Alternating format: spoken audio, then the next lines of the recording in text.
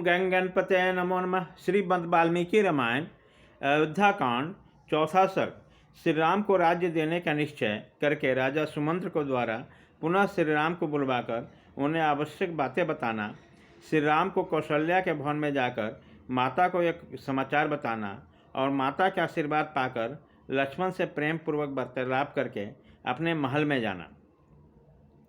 राज्यसभा में प्रवासियों के चले जाने पर कार्य सिद्धि के योग्य देश काल के नियम को जानने वाले प्रभावशाली नरेश ने पुनः मंत्रियों के साथ सलाह करके ये निश्चय किया कि कल ही पुण्य नक्षत्र होगा, अतः कल ही मुझे अपने पुत्र कमलनयन श्री राम का युवराज के पद पर अभिषेक कर देना चाहिए।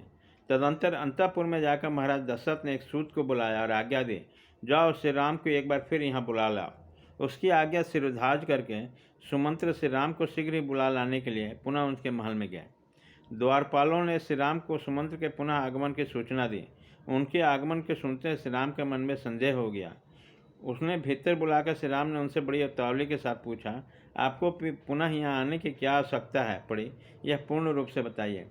तब सूत ने कहा, महाराज आपसे मिलना चाहते हैं। मेरी इस बात को सुनकर वहाँ जाने या न जाने का निर्णय आप स्वयं करें। सूत का यह वचन सुनकर श्री रामचंद्र जी महाराज दशरथ का पुनः दर्शन करने के लिए तुरंत महल की ओर चल दिए। श्री राम को आया सुनकर राजा दशरथ ने उनसे प्रिय और उत्तम बात कहने के लिए महल के भीतर बुला लिया।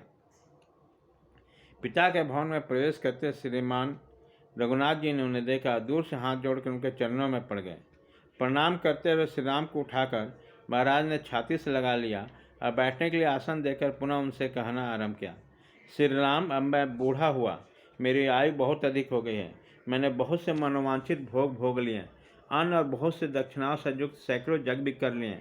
पुरुषोत्तम, तुम मेरे इस परम प्रिय अभिष्ट संतान के रूप में प्राप्त हुए हो, जिसके इस भूमंडल में कहीं उपमा नहीं हुई। मैंने दान यज्ञ और स्वाध्याय भी कर लिया। वीर, मैंने अभिष्ट सुखों का अनुभव कर लिया। मैं देवता, ऋषि, पितर और ब्राह्मणों के तथा अपने ऋणों से भी उड़ीन हो गया। अब तुम्हें युवराज पद पर अभिषेक्ति करने के सिवा और कोई कर्तव्य मेरे लिए शेष नहीं रह गया। अतः मैं तुमसे जो कुछ कहूँ, मेरे उस आज्ञा का तुम्हें पालन करना चाहिए। बेटा, अब सारी प्रजा तुम्हें अपना राजा बनाना चाहती है, अतः मैं तुम्हें युवराज पद पर अभिषिक्त करूँगा। रघुकुल नंदन श्री राम, आजकल मुझे बड़े बड़े बुरे स्वप्न दिखाई देते हैं। दिन में वज्रपात के साथ बड़ा बड़ा भयंकर शब्द करने वाले उल्काएँ भी गिर रही हैं। श्री राम, ज्योतिषी को कहना है कि मेरे जन्म नक्षत्र को सूर्य, मंगल और राहु नामक भयंकर ग्रहों ने आक्रांत कर लिया। ऐसे अशुभ लक्षणों का प्रकट होने पर प्राय राजा घोर आपत्ति में पड़ जाता है और अगंतुत्वा उसकी मृत्यु भी हो जाती है। अतः रघुनंदन, जब तक मेरे चित्त में मोह नहीं छा जाता तब तक तुम युवराज पद पर अपना अभिषेक करा लो, क्योंकि प्राणियों की भांति बुद्धि चंचल होती है।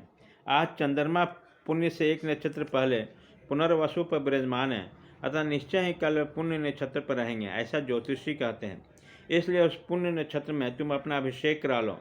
शत्रुओं को संताप देने वाला वीर, मेरा मन इस कार्य में बहुत शीघ्रता करने को करता है। इसी कारण कल अवश्य ही मैं तुम्हारा युवराज पद पर अभिषेक कर दूंगा। अतः तुम इस समय लेकर सारी रात इंद्रिया संयम पूर्वक रहते हुए वधू सीता के साथ उपवास करो और कुश की सैया पर सो। आज तुम्हारे सुहृद सावधान रहकर सब ओर से तुम्हारी रक्षा करें, क्योंकि इस प्रकार शुभ कार्यों में बहुत से बिंद की आने की संभावना रहती है। जब तक भरत इस नगर से बाहर अपने मामा के यहाँ निवास करते हैं, तब तक ही तुम्हारा अभिषेक हो जाना मुझे उचित प्रतीत होता है। इसमें संदेह नहीं है कि तुम्हारा भाई सत्पुरुषों के आचार व्यवहार में स्थित है, अपने बड़े भाई का अनुसरण करने वाला, धर्मात्मा, दयालु और जितेंद्रिय हैं। तथापि मनुष्यों का चित्त प्राय स्थिर नहीं होता, ऐसा मेरा मत है। रघुनंदन, धर्मपरायण सत्पुरुषों का मन भी विभिन्न कारणों से राग द्वेष से संयुक्त हो जाता है। राजा के इस प्रकार कहने और कल होने वाले राज्याभिषेक के निमित्त व्रत पालन के लिए जाने की आज्ञा देने पर श्री रामचंद्र जी के पिता की आज्ञा प्रणाम करके वो अपने महल में गए।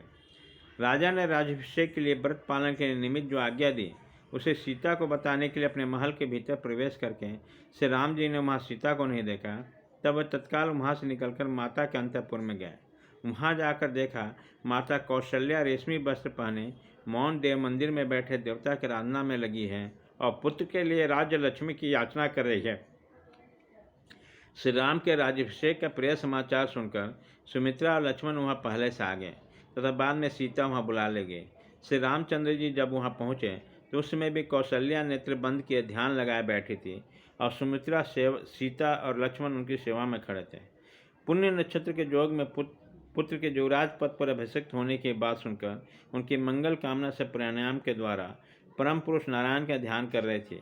इसी प्रकार नियम में लगी हुई माता के निकट उसी अवस्था में जाकर श्री राम ने उनको प्रणाम किया और उन्हें हर्ष प्रदान करने वाली यह श्रेष्ठ बात कही।